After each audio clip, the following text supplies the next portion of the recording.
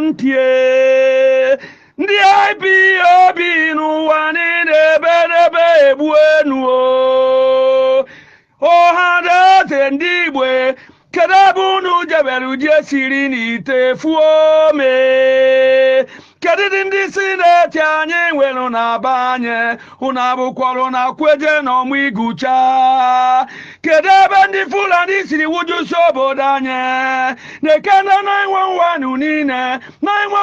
niile na-agbadata n'Igbo be anyị ndị Fulani ko jere burucha oweruburu na-ekwuru sita tihome na anọ na kwarantin onye apụtakwa n'ilo onye apụta n'ilo ndị Igbo ndị pụtara ilo ka ejidere ụhọdụ gbagbusie arịrị egbuemo mgbagazie n'ụzọ oweruburu na ndị Chadi niile ndị Awụsa kpọjere na Chadi kaba je mụọ ka esi agba mgba kaba mụọ ka esi eje agha kaba mụọ ibe niile jiri kwado uwe kaba jere buru na tụrụala nke otede ebunatasịrị anyị nya kaba jere buru na tụrụala nke ote na-ebunatasịrị anyị na-ekwu ubi niile dị na n'Igbo banye na Biafra ma banye ndị Fulani ejugwo na-ekwe ọbịa niile dị na Biafra mbanye ndị Fulani ejugwo were jụọ ajụjụ anyị kedu ajụjụ njurue kedu ndị na-ekwuru na a na-ekpuchi imi okwe jiri egbagbu mmadụ na n'Igbo banye mana Fulani anaghị ekpuchi imi arịrị egbukwe m arịrị egbu emago o nwere ibe anyị mere okwe kwuru na onye pụta n'ilo na kwarantin ye onye pụta ilo akpụrụ were kpọchie ndị Awụsa dịzi mma ịpụta ilo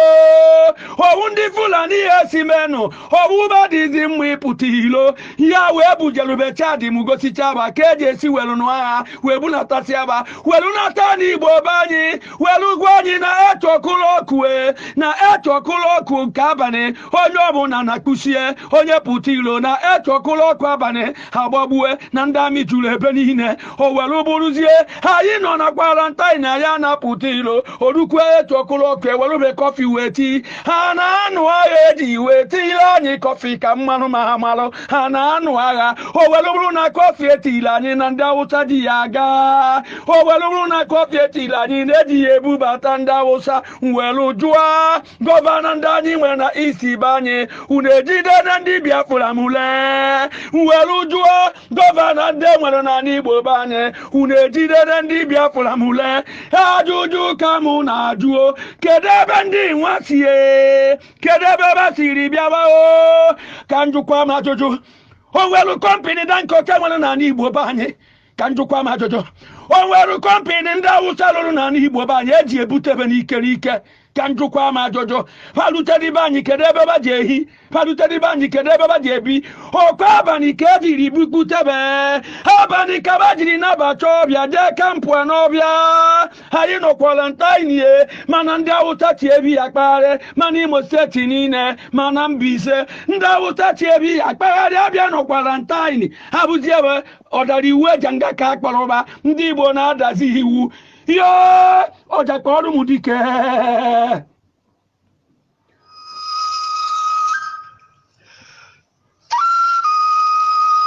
ọ na-awa ọja dike gbue mpi dike adị n'ilo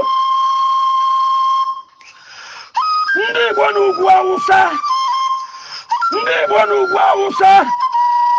Igbo anaghị agba ọsọ mmiri na o zurube ahụ ndị abatajukwe n'ebe anyị ndị abatajukwe n'ebe anyị ndị ebu na alụba Chadi jecha trenin wee bata n'Igbo mgbe jụzuru ubi niile mgbe jụrụ ọhịa niile hai ibe emebikwenu kedu ebe ndị Igbo nọ kedu ebe ndị Igbo nọ aburukwana ba agbegbe ayo kirikiri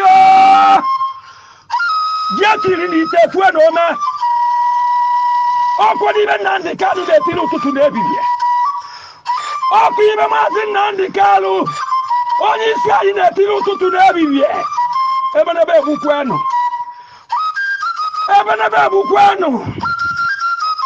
hai kedu ebe anyị agbaje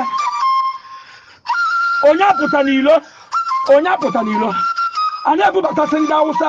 ndị ejidere ejide kedụ maka ndị na-aya abụghị anya ejidere kedụ maka ndị aya abụghị anya arịrị egbue m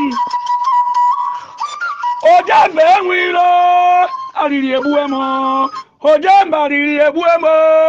ndị APOB n'ụwa niile ha gbakwa abayo kirikiri o